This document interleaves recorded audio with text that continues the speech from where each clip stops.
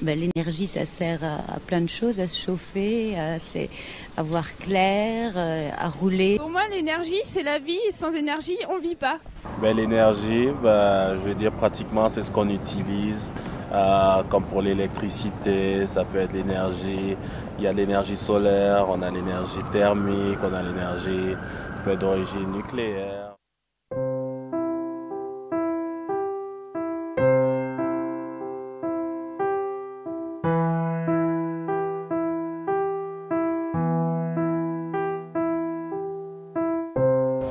Je pense que c'est important parce que pour les générations futures. Mais après, à mon niveau, je sais pas, j'y pense pas vraiment tous les jours. Des fois, quand je vois des trucs à la télé ou quoi, je me dis bon, quand même, il faudrait faire attention. Puis c'est rentré dans l'air du temps, maintenant c'est dans les consciences, et parce qu'on a été élevé là-dedans, ça nous paraît normal d'économiser les énergies et toutes ces choses-là. Il faut respecter notre environnement, on n'est que locataire de la Terre, il faut la respecter.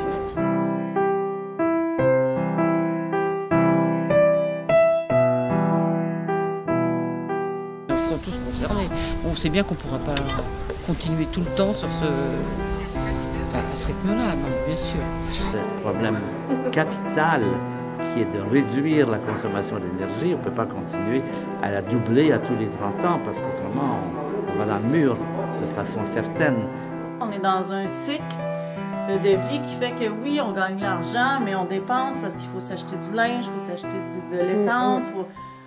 On revient encore à dire, regarde, on va acheter moins, on va polluer moins, on va utiliser moins de ressources. Puis en bout de compte, on a une meilleure qualité de vie que je pense que bien d'autres. De toute façon, on n'aura pas le choix à un moment donné d'essayer de vivre avec moins, parce que les ressources se font rares de plus en plus. Ce qu'on nous raconte, c'est qu'il va y avoir des pénuries, toutes ces choses-là, et c'est vraiment inquiétant. Et puis on est un peu, entre guillemets, éduqués dans cette perspective très négative où on ne va plus rien avoir comme énergie. Oui, c'est une histoire de comportement, pour commencer, d'argent aussi, parce que l'argent fait changer les comportements. Donc, vu les classes moyennes depuis les années 70, maintenant tout le monde a trouvé sa maison, sa piscine, sa voiture, et on ne se préoccupe plus trop de l'avenir de son prochain. Je trouve que c'est intolérable d'entendre les écolos, entre guillemets, nous dire qu'il faut laisser nos voitures, mais quand on habite à 20 km d'une ville et qu'on travaille, ils nous expliquent comment on fait, quand il n'y a pas de transport en commun. Voilà. Moi, je ne peux pas trouver des gens qui m'emmènent, qui me ramènent, surtout à 8 h du soir. Oui.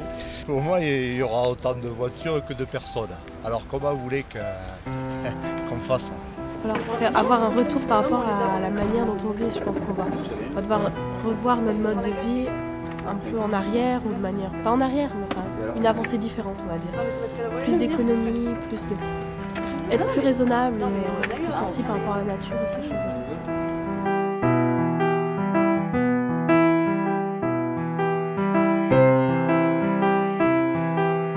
Ça nous dépasse tellement, ça fait partie de toutes ces évolutions tellement rapides à tous les niveaux que ça nous dépasse et qu'on a bien conscience que ça ne nous touchera pas, qu'on finira le bout de notre vie avant d'avoir vu tout ce qu'ils nous prédisent, comme que le glacier va fondre et puis que la mer va nous envahir, etc. Je ne sais pas quoi. On dit qu'on aura fini notre vie avant. Hein. Le monde a toujours eu des périodes chaudes et froides. Hein. Donc vous pensez que l'être humain n'est pas responsable de... Ah si, en partie responsable du réchauffement climatique, tout à fait.